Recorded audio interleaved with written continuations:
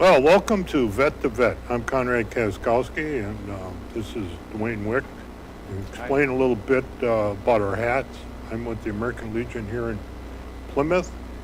Dwayne is also with the American Legion in Plymouth, and his hat's a little different because the Legion is divided into not only posts and colonies, but district, and Dwayne is now a district officer, so he takes care of helping out a lot of posts, a lot of colonies. Now, we're going to talk one specific armed services. That'd be the U.S. Navy, okay? So all you anchor clankers, get up out of your racks, get on board, and pay attention because this all deals with you. One of the things the main focus is going to be on Agent Orange and the Blue Water Navy. Now, I know a lot has been said in the past. People probably don't know what, they hear that term Agent Orange and they're like, oh, I don't know what that means. It's well, quickly, Agent Orange, it was a blend of a tactical herbicide used by the military, U.S. military from 1962 to 1971 during the Vietnam War. And it was used to take out the foliage and everything so that the enemy didn't have the tactical advantage of concealment. And this stuff is about as nasty as you can ever find. The foliage didn't die in hours, it was minutes, practically minutes. And it also took out trees. So this is how bad this stuff was. In fact, if you are in possession of it, you can get arrested for it. This is a combat military deal and really, really bad. So, would it look orange? No, the orange came from the fact they were stored in 55-gallon drums, and there was an orange band around it, signifying that this was the nasty foliant to use. And how they did it, they used aircraft, wingtip to wingtip, and covered vast areas on land. Now, saying, and by the way, it's estimated over 19 million gallons of this stuff was spread out through the country. Now, you say, well, you talked about the land. Well, what's this got to do with the Navy? How does this extend to those that were in the Navy?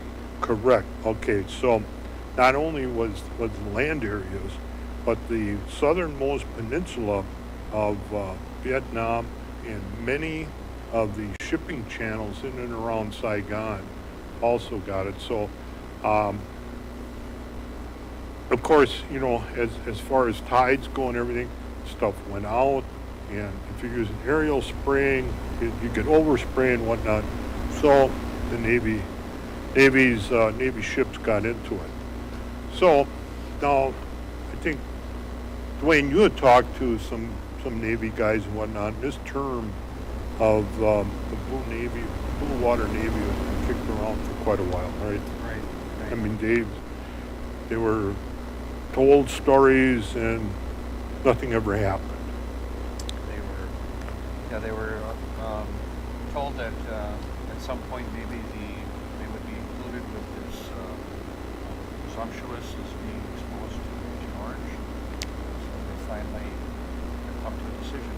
It finally happened on January 1st of 2020 that the Agent Orange to veterans who served offshore in the Republic of Vietnam during the Vietnam War included. Now, you have to pardon me if I'm going to be reading from stuff, but I want to make sure I'm accurate on some points because Dwayne's going to ask me some questions in that, and I want to make sure I get the right info out to you. We're also going to talk about Korea at the end. Served in Korea during this era, not the Korean War, but during this era, they're going to be surprised that, hopefully not surprised, but find out how this also affects you. We have been exposed. All right. The Agent Orange exposure on the Navy or Coast Guard ship. Did you serve on a blue water Navy vessel offshore of the Republic of Vietnam or on another U.S. Navy or Coast Guard ship off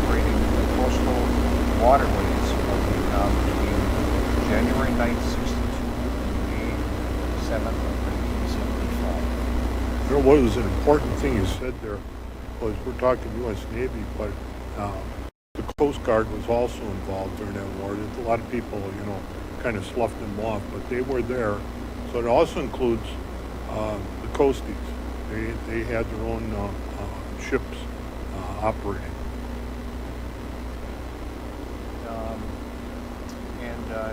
If you were in contact with Agent Orange, the herbicide in your trees, we refer to this as a presumptuous of contact. Also, you can find out whether you're eligible for disability compensation or other benefits from illnesses that they believe was caused by Agent Orange. Now, we could spend a show talking about the 14 diseases, yes, I said 14, 1-4, that are associated with this nasty thing. And it also does affect your family. So any of this stuff that happens or comes up, go to your county veteran service office, please. So now Blue Water Navy veterans are entitled to a presumptuous service connection for illnesses related to Agent Orange.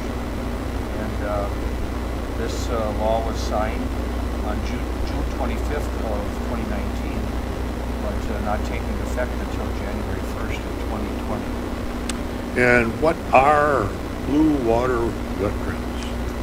And they are those who have served in open sea ships off the shore of Vietnam during the Vietnam War, and they are referred to as Blue Water Navy veterans. But that term, Blue Water Navy, what in the world is Blue Water Navy? It's a maritime force capable of operating globally, essentially across deep waters of open oceans. And Blue Water Navy allows a country to project power far from their home country, and usually includes one or more aircraft carriers. So, has the Blue Water Navy bill, has it been signed? It has. It was signed on the evening of June 25th, as I had said, but by President Trump. But it actually goes into effect on January 1st. It has gone into effect January 1st of this year. If you're unfamiliar with this Blue Water Navy Act, this law will grant presumptuous status for disability veterans. 1,000 Navy veterans who have served in the waters off the coast of Vietnam. Now, there are a list of ships that were active within the 12 nautical miles, and that's how it's figured out. The 12 nautical miles off the coast of Vietnam is considered their territory. There is a list of ships. Again, we'd spend another show giving you the list of ships. So after you contact your county veteran service office, you can find out your ship was on it, and they will assist in finding the records for you that you actually were aboard that ship during this time, and what the duties of that ship happen to be.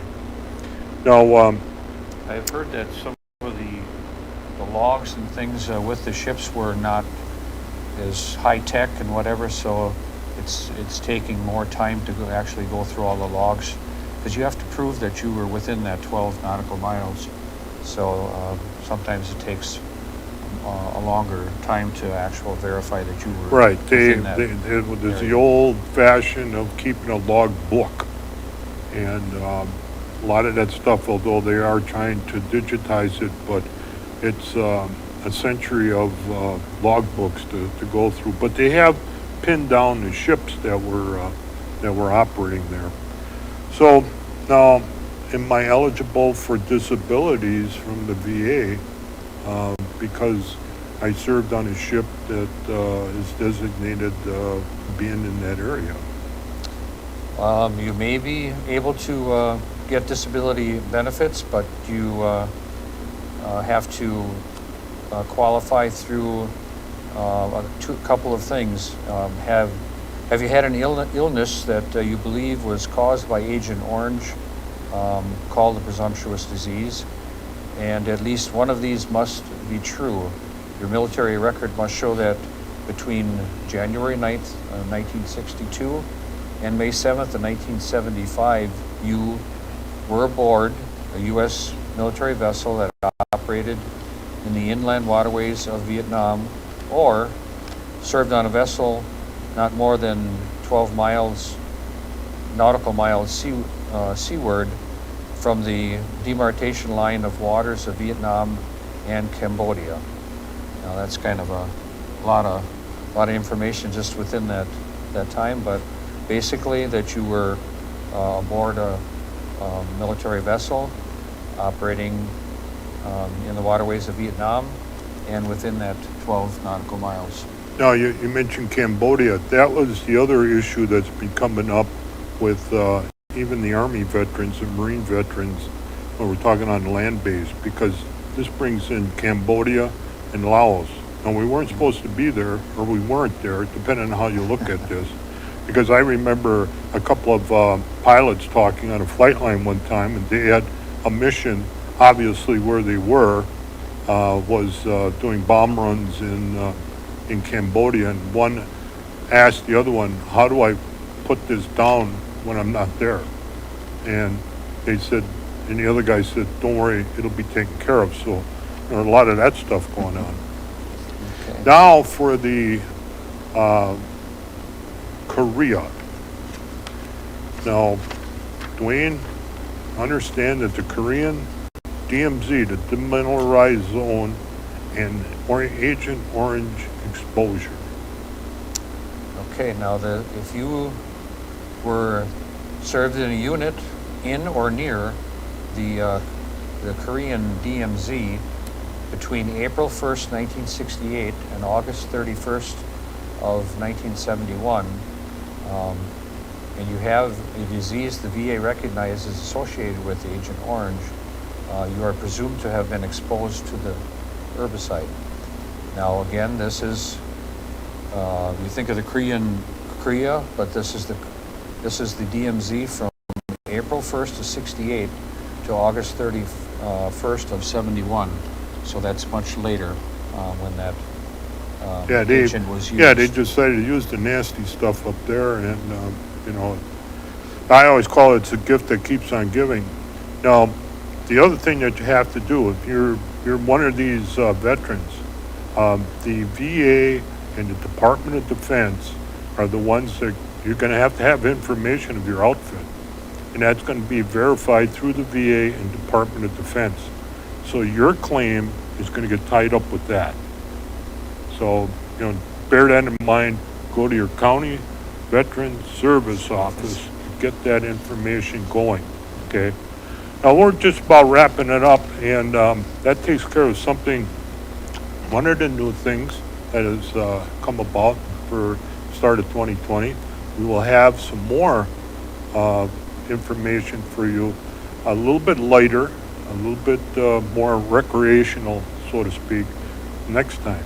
So we're going to tease you with that, show you how to have a good time, and also get some good bargains. So Wayne and I, thank you. I don't know if we should maybe point out that survivors, if you had not, if you had been to Vietnam and you passed away, but you were possibly exposed, or you think your spouse was possibly exposed, the survivor is still eligible for benefits. Again, so go to your talk to them, to your county service office, and they can help you out with that. Yeah.